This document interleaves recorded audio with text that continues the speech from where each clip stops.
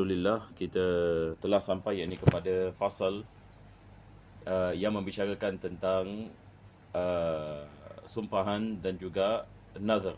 Jadi pada minggu lepas kita telah habis membicarakan tentang hukum ahkam yang bersangkut dengan sumpahan. Hari ini insya-Allah taala kita akan membicarakan tentang hukum ahkam yang bersangkut dengan nazar. Cuma minggu lepas ataupun pengajian kita yang lepas saya agak cepat sedikit pada akhirnya disebabkan terkejar-kejar masa. Jadi kali ini insya-Allah kita ulang kaji sekali lagi apa yang akhir sekali saya membicarakan tentang perkara yang bersangkut dengan kafaratul yamin. Kafaratul yamin, yakni maksudnya kafarah bagi sumpahan. Kalau sekiranya seseorang itu melakukan sumpahan dengan nama Allah Subhanahu Wa Taala ataupun dengan sifat-sifatnya dan untuk melakukan satu perkara dan dia tidak melakukan ataupun dia sumpah untuk tidak melakukannya tapi dia melakukannya dengan syarat-syaratnya, maka dikenakan ke atasnya membayar kafarah. Jadi sekali lagi kita lihat untuk kita faham ini perkara ini, penulis ini beliau mengatakan kafarah ini dia mukhayyar, yakni kita diberikan pilihan. 3 pilihan. Pilihan ini yang pertama adalah membebaskan hamba yang beriman yang tidak cacat daripada melakukan pekerjaan. Perkara yang kedua, ataupun kita memberikan kita mengatakan makanan kepada 10 orang miskin, tiap-tiap orang miskin 1 mud. Yang ketiga adalah kita memberikan pakaian kepada 10 orang miskin. Dan kita memberikan pakaian apa yang dinamakan sebagai pakaian, seperti baju, jubah, ini adalah pakaian yang dipakai, maka kita memberikan kepada 10 orang miskin. Jadi kita diberikan pilihan. Tapi kalau sekiranya seseorang itu tidak ada kemampuan untuk membebaskan hamba, tidak ada kemampuan untuk memberikan makanan, tidak ada kemampuan untuk memberikan pakaian, maka baru masuk kepada yang keempat. Maka ini kita mengatakan tertibnya. Yani kalau 3 perkara ini kita tidak mampu, kita pergi kepada yang keempat. Yang keempat adalah puasa 3 hari. Puasa 3 hari. Yani dia tidak ada kemampuan untuk membebaskan hamba, dia tidak ada kemampuan untuk memberikan makanan kepada 10 orang miskin, dia tidak ada kemampuan untuk memberikan pakaian kepada 10 orang miskin, maka dia puasa berapa hari? 3 hari. Sama ada dia puasa berturut-turut ataupun tidak berturut-turut, mengikut pendapat yang mu'tamad. Jadi ini adalah apa yang dimaksudkan dengan kafaratul yamin. Satu orang kalau dia melakukan sumpahan dan lepas itu dia menyalahi sumpahannya, maka diwajibkan dia melakukan kafarah. Jadi ini adalah khulasa apa yang disebutkan oleh penulis ini di sini. Penulis membicarakan tentang syarat-syarat pakaian. Akhir sekali yang saya membicarakan dengan cepat pada pengajian yang lepas, maka beliau mengatakan seperti qamisin aw imamatin aw khimarin aw kisa'in. Jadi pakaian ini kita mengatakan sama ada qamis, yang dimaksudkan dengan qamis di sini seperti apa yang kita namakan sebagai jubah, ataupun baju, ataupun kain yang imamah, dan begitu juga yang penutup ini kepada seperti tudung dan sebagainya.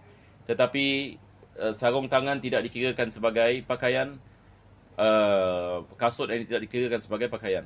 Jadi dia mesti ini sesuatu yang dimaksudkan dengan kisah dalam bahasa Arab, ini kiswatuhun, seperti mana Allah SWT mengatakan kiswah, iaitu pakaian yang dipakai pada badan, yang dimaksudkan sebagai pakaian. Maka berkenaan dengan sarung tangan dan sarung kaki ini, dia hanya sesuatu yang melengkapi pakaian, tapi dia bukan pakaian yang apa kita mengatakan yang asal, yang menutup badan manusia. Berbeza dengan sesuatu yang dipakai di kepala, sesuatu yang dipakai di badan. Dan begitu juga kita boleh memberikan sama ada pakaian baru ataupun pakaian yang sudah dipakai, selagi mana dia tidak rosak. Ini yang akhir sekali penulis mengatakan malbusan lam tadhhab quwwatuhu, selagi mana dia masih boleh dipakai, dibolehkan kita memberikan pakaian yang sudah dipakai. Yang lebih baik adalah kita memberikan pakaian yang baru. Akhir sekali penulis mengatakan fa illam yajid al mukaffir syai'an minas salasati sabiqati fasiyam. Ini seperti mana saya mengatakan tadi, kalau 3 perkara itu dia tidak mampu. Dia tidak mampu membebaskan hamba, dia tidak mampu memberikan makanan, dia tidak mampu memberikan pakaian, maka fasiyam, penulis mengatakan diwajibkan dia puasa 3 hari. Fayalzamuhu siyamu salasati ayyam wala yajibu tatabu'uha fil adhar. Mengikut kepada pendapat adhar, maka tidak diwajibkan mualah, yakni tidak diwajibkan dia puasa 3 hari berturut-turut. Jadi dia boleh puasa 1 hari, lepas itu dia puasa lagi 1 hari dan lagi 1 hari. Maka ini mengikut ini kepada pendapat yang adhar. Dalam mazhab Imam Syafi'i, pendapat adhar maksudnya pendapat yang dipilih daripada ijtihad ini al-Imam Syafi'i itu sendiri. Ini yang dimaksudkan ini dengan adhar. Berbeza dengan asah. Kalau kita mengatakan asah, dia adalah pendapat ashabus Syafi'i. Jadi beza di antara pendapat Imam Syafi'i dengan pendapat ashabus Syafi'i. Perbezaan ini disebutkan dengan perkataan adhar dengan asah. Maka dalam mazhab, pendapat adhar yang dipilih daripada pendapat Imam Syafi'i. Sebab Imam Syafi'i kadang-kadang dalam satu masalah dia memberikan beberapa ijtihad. Maka ulama-ulama yang datang selepas Imam Syafi'i, mereka menentukan mana dalil yang lebih kuat. Maka mereka meletakkan istilah adhar ini bagi pendapat al-Imam. Maka sekarang kita pergi kepada fasal yang seterusnya. Jadi kita telah membicarakan tentang sumpahan, iaitu kita mengatakan sumpahan adalah sumpahan dengan nama Allah Subhanahu Wa Taala. Jadi apabila seseorang itu melakukan sumpahan seperti wallahi, tallahi, dalam bahasa Melayu kita mengatakan demi Allah dan sebagainya, ini adalah sumpahan. Tapi nazar ini berbeza. Kita akan lihat nazar berbeza dengan sumpahan. Maka nazar ini seseorang itu mewajibkan ini sesuatu perbuatan yang baik yang dikenali sebagai qurbah, mendekatkan diri kepada Allah Subhanahu Wa Taala. Dia mewajibkan ini ke atas dirinya kerana Allah. Maka ini kita mengatakan ini adalah sikit lebih kurang apa yang dimasukkan dengan nazar. Tapi kita akan lihat ini definisi ini dengan terperinci. Taib, penulis beliau mengatakan faslun fi ahkamin nuzur. Jam'u nadhrin. Jadi perkataan nuzur jamak bagi perkataan nazar. Jadi kita dalam bahasa Melayu juga kita menggunakan perkataan nazar. Saya bernazar. Ini asal daripada perkataan bahasa Arab. Jadi hari ini kita akan belajar apakah yang dimaksudkan dengan perkataan nazar. Maka penulis mengatakan wahwa bidzalin mu'jamatin sakinatin. Zal mu'jamah. Zal mu'jamah maksudnya dia ada titik. Mu'jamah maksudnya ada titik. Muhmala maksudnya tidak ada titik. Ini para ulama kita zaman dahulu mereka membezakan sebab bahasa Arab ini asal bahasa Arab tidak ada titik. Itu sebab titik ini dia adalah mu'jam. Yang sesuatu yang diambil selepas yang dimasukkan dalam bahasa Arab. Jadi asal ini bahasa Arab dia muhmal. Asal bahasa Arab muhmal. Ini tidak ada titik. Itu sebab kita lihat surat yang ditulis oleh Nabi SAW sampai hari ini di Museum Anime Salam tidak ada titik. Nabi SAW tulis surat ke Herakla. Kalau kita pergi top copy, kita akan lihat ini surat tak silap saya ke Herakla. Aslim taslam, perkataan ini yang disebutnya ini, kita lihat tidak ada titik. Titik ini diletakkan ini selepas. Maka ini dikirakan sebagai mu'jamah. Sakinah, yakni sakinah maksudnya sukun. Jadi nazar, jadi pada huruf zal sukun. Jadi dia bukan nazar, dia adalah nazar. Yakni sukun ini pada huruf zal. Ini adalah cara yang kita sebut, dan ada pendapat mengatakan boleh dibaca dengan fathah. Seperti mana penulis mengatakan di sini wa hukiya fathuha. Boleh juga kita mengatakan nazar. Nazar. Biasanya kita dalam bahasa Melayu kita mengatakan nazar. Wa ma'nahu lughatan, makna dalam segi bahasa al-wa'du bi khairin aw syarr. Dia adalah perjanjian atas sesuatu yang diasaskan dengan kebaikan ataupun keburukan. Jadi nazar dalam segi bahasa dia adalah perjanjian al-wa'd. Tapi apa yang penting seperti mana kita apabila belajar ilmu fiqh, apa yang penting adalah dalam istilah syar'i. Apakah yang dimaksudkan dengan perkataan nazar? Maka beliau mengatakan wa syar'an iltizamu qurbatin lazimatin bi asli syar'i. Ini definisinya. Iltizamu qurbatin. Yani iltizam yakni mewajibkan sesuatu qurbah. Qurbah maksudnya sesuatu ibadah yang mendekatkan diri kepada Allah Subhanahu Wa Taala. Sesuatu perbuatan yang mendekatkan diri kepada Allah. Tiap-tiap perbuatan yang mendekatkan diri kepada Allah dimaksudkan dengan qurbah. Jadi mewajibkan sesuatu perbuatan lazimatin yang melazimi dengan bi asli syar'i, berasaskan dengan asal hukum ahkam syar'i. Yakni maksudnya bila kita mengatakan dia adalah sesuatu perkara yang mendekatkan diri kepada Allah, dia ada hukum yang asli pada hukum syarak. Seperti satu orang ini misalan dia mengatakan saya bernazar untuk puasa 3 hari. Puasa 3 hari. Baik, puasa ini apa kaitannya dengan hukum ahkam syar'i? Yakni kita mengatakan sunnah. Puasa ini hukum ahkamnya sunnah selain daripada puasa Ramadan. Puasa yang selain daripada Ramadan dan kafar, hukumnya adalah sunnah. Maka satu orang ini dia mewajibkan ke atas dirinya melakukan ibadat puasa dengan mengatakan saya bernazar kerana Allah untuk puasa yang ini 3 hari. Maka puasa ini ada aslin syar'i. Dia ada asal yang ini pada hukum ahkam. Kita mengatakan dia adalah sunnah. Tamam? Maka apabila seseorang itu mewajibkan sesuatu perbuatan yang mendekatkan diri kepada Allah kerana Allah Subhanahu Wa Taala, ini yang dimaksudkan ini dengan nazar. Taib. Selepas itu penulis ini mengatakan wan nazur darban. Nazar ini terbagi kepada 2 bahagian. Sebahagian dari kitab yang lain mereka mengatakan 3 bahagian. Nanti saya akan terangkan insya-Allah. Tapi kita lihat dulu apa yang disebutkan oleh penulis di sini. Jadi beliau mengatakan ada 2 jenis. 2 jenis nazar. Jadi nazar ini bab yang penting. Ramai orang yang ini menanyakan apa yang dimaksudkan dengan nazar dan sebagainya. Maka yang pertama sekali penulis mengatakan ahaduhuma nazrul lajaj bi fathi awwalihi. Jadi dia adalah dengan fathah lajaj. Lajaj.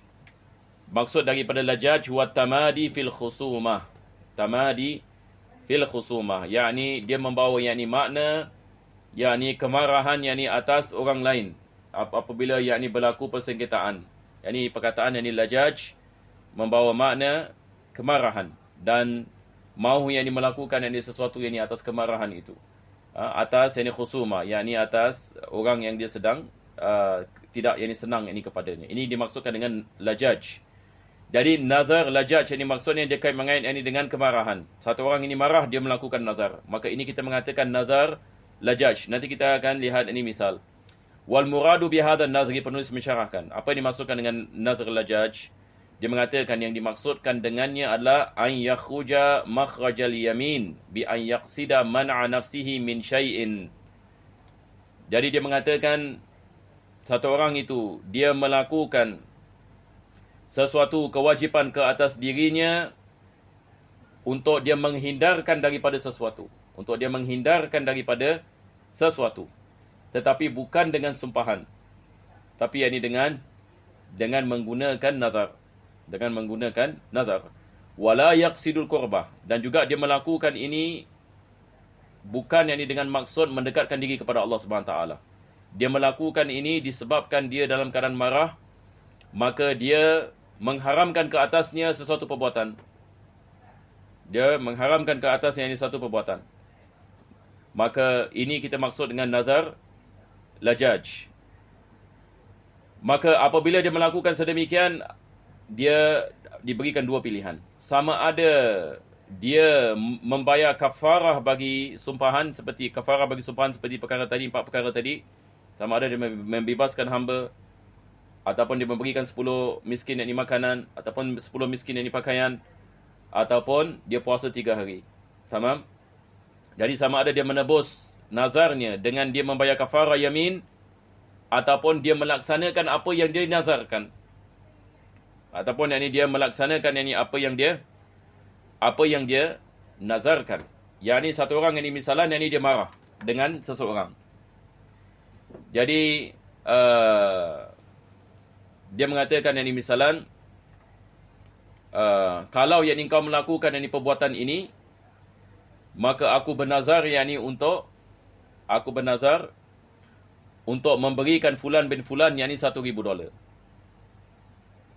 Yakni dia mengatakan kalau sekiranya seseorang itu, misalan Zaid ini misalan, kalau Zaid ini melakukan perbuatan ini, maka aku akan memberikan wang yakni kepada fulan yakni bin fulan.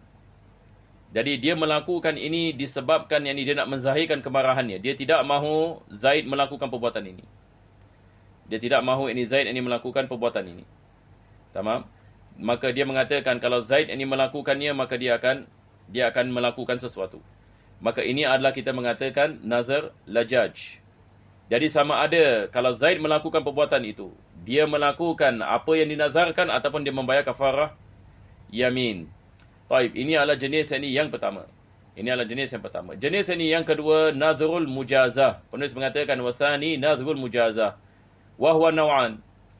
Yang kedua penulis ini mengatakan nazar al-mujazah. Yani mujazah yakni maksudnya, mungkin saya memberikan misal ya. Ini biasa orang melakukan di negeri kita. Satu orang yang misalan anak dia nak duduk PSLE exam, nak duduk exam. Jadi mak dia risau. Mak dia buat nazar. Mak dia mengatakan, kalau anak aku pas ini exam, aku akan puasa, aku bernazar untuk puasa 3 hari. Taib, ini adalah mujazah. Mujazah maksudnya kita meletakkan syarat. Nazar dengan yang ini meletakkan syarat. Taib, ini berbeza dengan lajaj. Lajaj tadi kita mengatakan disebabkan ini kemarahan, dia bukan ini niat ini untuk mendekatkan diri kepada Allah.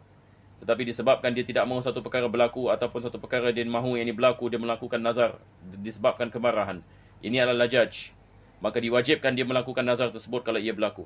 Di sini adalah mujazah. Mujazah maksudnya dia mahu sesuatu perkara itu berlaku, maka dia bernazar dengan Allah Subhanahu Wa Taala, mudah-mudahan ini Allah menerima dan mengkabulkan doanya. Taib. Dan ini penulis mengatakan ada 2 jenis. Yang pertama sekali, an la yu'alliqahu an-nadhiru ala syai'. Ka qawlihi ibtida'an lillahi alayya saumun aw itqun. Yang pertama, penulis mengatakan dia tidak meletakkan apa-apa syarat. Dia mengatakan, aku bernazar untuk puasa 1 hari. Aku bernazar untuk membebaskan hamba. Ini misal yang disebutkan oleh penulis. Sebahagian kitab yang lain mengatakan ini adalah nazar tabarrur. Ini saya nak terangkan sedikit ya. Ini adalah khilaf dalam istilah.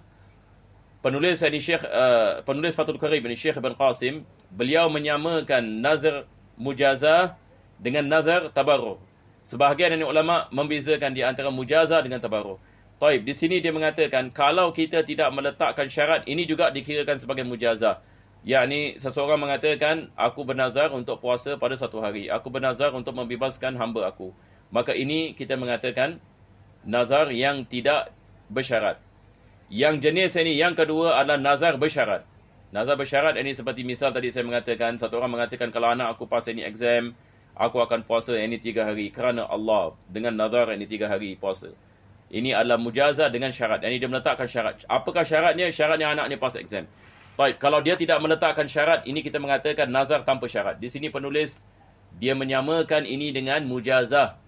Tetapi sebahagian dari ulama yang lain dia membezakan. Mereka mengatakan ini adalah nazar tabarrur. Tabarrur yang ini maksudnya dia nazar dengan melakukan kebaikan tanpa meletakkan syarat. Ala kulli hal, ini adalah jenis-jenis nazar yang disebutkan di sini. Baik. Penulis tadi mengatakan wan nadhru yalzamu fil mujazati ala nadhrin mubahin wa ta'atin. Jadi beliau mengatakan diwajibkan seseorang itu apabila dia menazar untuk melakukan apa yang dinazarkan kalau sekiranya dia meletakkan syarat dan syarat itu wujud. Syarat itu wujud. Sama ada atas sesuatu yang mubah ataupun satu ketaatan. Jadi dia memberikan misal. Kita lihat ini misal, insya-Allah dia akan menjadi terang. Penulis ini mengatakan in syafallahu maridi.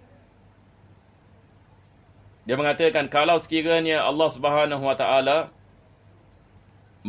memberikan aku syifa daripada penyakit aku, maka aku akan melakukan sedekah sekian. Maka ini dia meletakkan yakni syarat. Au kafaitu syarra aduwi falillahi alayya an usalliya wa suma wa tasaddaqa wa yalzamu an-nadhir min dhalika mimma nadharu min salatin wa saumin wa sadaqah.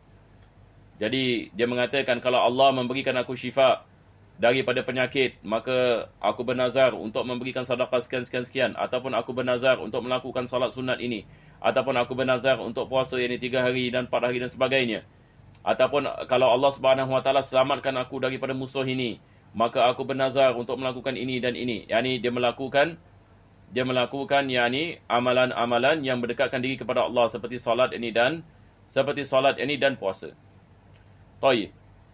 Dari ini kita mengatakan nazar mujazah, yakni nazar ini dengan meletakkan syarat. Dan penulis ini mengatakan ma yaqu alaihi al-ismu min salatin wa aqalluha raka'atan. Kalau dia mengatakan misalan kalau Allah memberikan aku syifa daripada penyakit aku akan melakukan salat. Full stop. Taib, berapa rakaat dia nak kena salat? Ini aqallu salah. Aqal 2 rakaat. Raka'atan. 2 rakaat. Kalau dia tidak menghadkan rakaat. Melainkan kalau dia menghadkan, dia mengatakan kalau Allah Subhanahu Wa Taala memberikan aku syifa daripada penyakit aku akan melakukan salat 10 rakaat. Maka khalas, ini wajib ini dia melakukan salat 10 rakaat. Tapi kalau dia mengatakan salat sahaja, dia adalah 2 rakaat. Kalau dia mengatakan puasa 1 hari. Dan Jadi dia mengatakan di sini wa aqalluha raka'atan aw saum wa aqalluhu yaum. Dia mengatakan kalau Allah berikan aku ini maka aku nazar puasa. Full stop. Maka wajib 1 hari puasa. Aw sadaqah wa hiya aqallu syai'in mimma yutamawwal. Kalau dia mengatakan kalau Allah Subhanahu wa taala memberikan aku syifa daripada penyakit aku akan memberikan sedekah kepada orang miskin. Baik, dia tidak menghadkan berapa banyak ini sedekah yang nak diberikan. Jadi minimum apa saja yang dikirakan sebagai harta. Jadi misalnya kita di Singapura, yang ni misalnya mungkin kita mengatakan yang ni $1, $2. Ini adalah sekurang-kurangnya kita mengatakan ada harga. Ada harga. Maka dia boleh melakukan sedekah dengan wang tersebut. Wa kadza law nadhara tasadduqa bimalin 'azim kama qala al-qadhi Abu Tayyib. Begitu juga kalau satu orang itu dia bernazar dan dia tidak meletakkan had yang ni bagi wang yang dia nak keluarkan.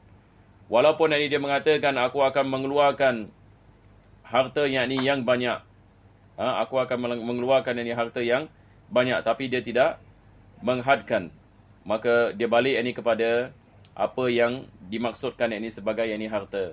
Seperti mana kita mengatakan. Ini seperti mana penulis ini mengatakan, seperti yang disebutkan oleh Qadhi ini Abu Tayyib ini At-Tabari. Summa sarraha al-musannifu bimafhumi qawlihi sabiqan ala mubahin. Jadi penulis ini beliau mengatakan nazar ini atas sesuatu ini yang mubah. Apakah yang dimaksudkan dengan sesuatu yang mubah? Yang mubah yang maksudnya sesuatu perkara yang dibolehkan dalam agama. Tidak dibolehkan kita bernazar ini atas maksiat. Itu ceritanya. Dibolehkan kita bernazar atas sesuatu yang diperbolehkan dalam agama. Jadi di sini penulis mengatakan wala nadhra fi ma'siyatin. Tidak dibolehkan kita bernazar untuk melakukan maksiat. Tidak dibolehkan kita bernazar ini untuk melakukan maksiat, dan ini nazar ini tidak sah. Kalau satu orang itu mengatakan kalau Allah Subhanahu wa taala menyelamatkan aku daripada keadaan ini, maka aku akan minum arak. Sebagai misal ya, bernazar untuk melakukan ini, kita mengatakan tidak sah. Dan ini tidak dibolehkan. Ini adalah perkara yang tidak dibolehkan. Dia memberikan misal kaqaulihi in qataltu fulanan bighairi haqqin falillahi alayya kadza.